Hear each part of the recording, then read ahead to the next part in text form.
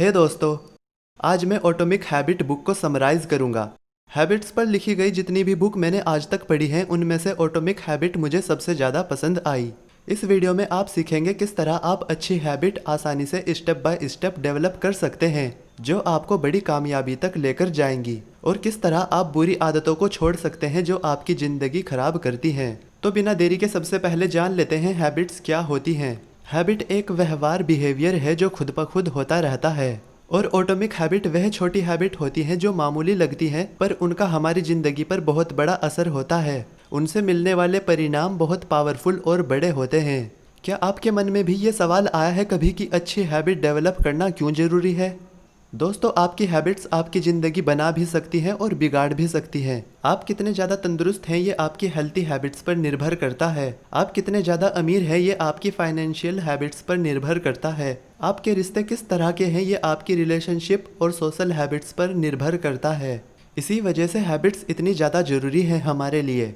अच्छी हैबिट्स समय को हमारा दोस्त बना देती है और बुरी हैबिट्स समय को हमारा दुश्मन बना देती हैं। हैबिट्स हमारे लिए कितनी ज़रूरी है ये जानने के बाद अब जान लेते हैं कि कौन सी हैबिट आपको सबसे पहले डेवलप करनी चाहिए और कौन सी हैबिट्स आपको अपने अंदर से निकाल देनी चाहिए।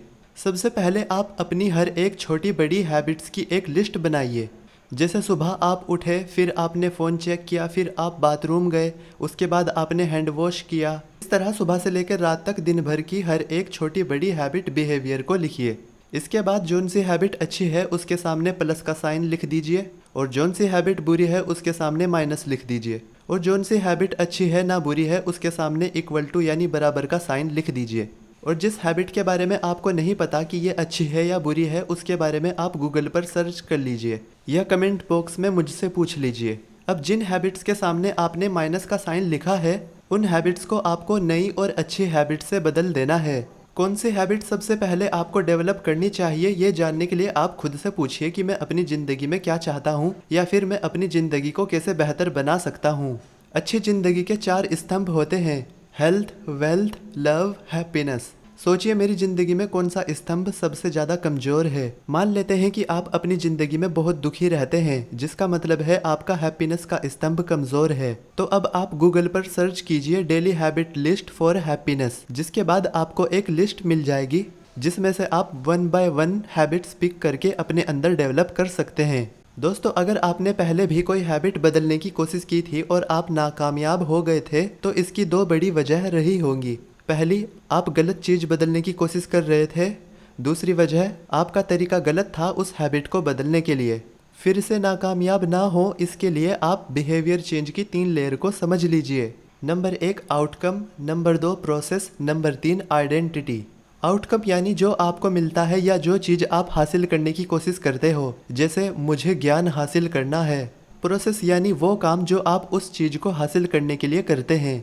मैं हर रोज़ बुक का एक पेज पढ़ूंगा। आइडेंटिटी यानी पहचान जो आप खुद को समझते हो या बनते हो, जैसे मैं एक रीडर हूँ। दोस्तों, जिन हैबिट्स को आउटकम या प्रोसेस को ध्यान में रखते हुए डेवलप करने की कोशिश की जाती है उन हैबिट्स को डेवलप करना बहुत मुश्किल हो जाता है, और अगर डेवलप हो भी जाती है तो ज़्यादा समय के लिए नहीं रहती, क्योंकि हमने अपनी आइडेंटिटी तो बदली ही नहीं, जो कि सबसे ज़्यादा मजबूत लेयर है बिहेवियर चेंज की।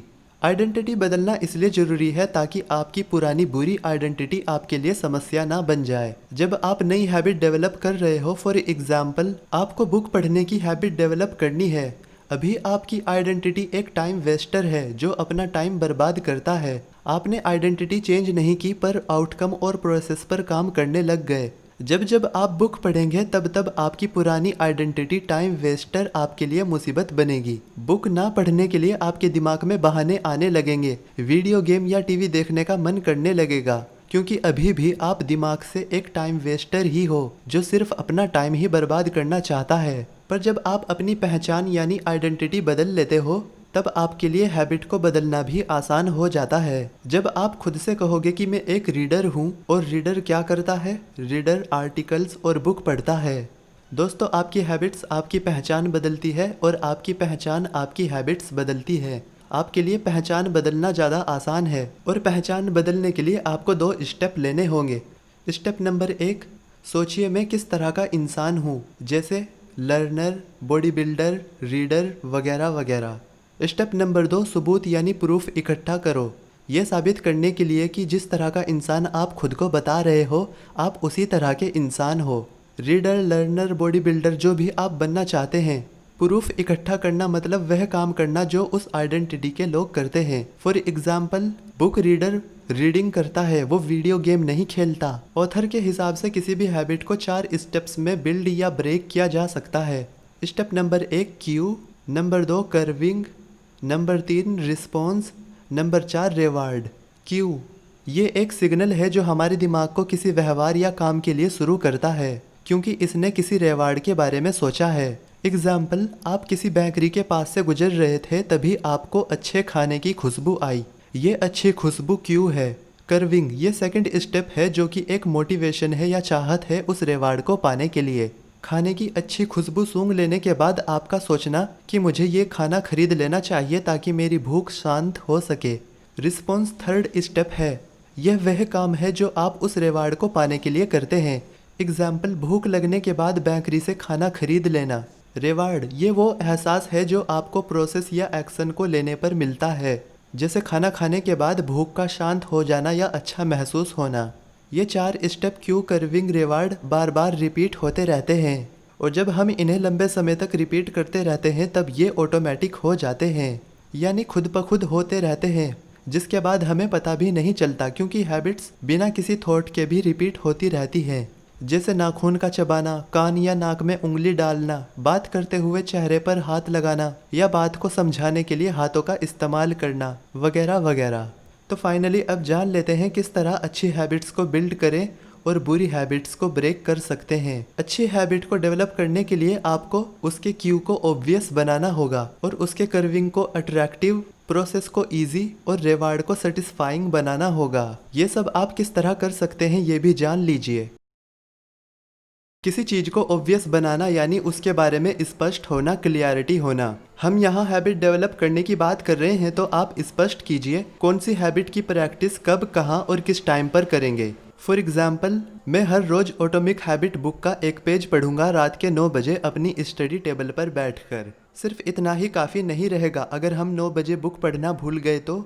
इसलिए हमें कुछ चाहिए होगा जो हमारे क्यू को ट्रिगर कर सके, और इसके लिए आप बुक को अपने नज़दीक ही रखें या फिर उस जगह पर रखें जिस जगह पर आप 9 बजे रहते हैं। फॉर एग्जाम्पल, आप 9 बजे टीवी देखते हैं और इस आदत को बदलकर आप बुक रीडिंग की आदत डालना चाहते हैं, तो बुक को आप टीवी के पास या उसके रिमोट के पास रख दें, ताकि आप जब भी 9 बजे टीवी देखने जाएं तो आपका ध्यान बुक पर भी पड़ जाए और आपके याद आ जाए कि हाँ, मुझे तो इस टाइम पर बुक पढ़नी है। पर अगर आपका बुक पढ़ने का मन ना करे या फिर हैबिट आपको बहुत बोरिंग लगने लगे, तब क्या करें? तब आपको हैबिट स्टैकिंग का इस्तेमाल करना होगा।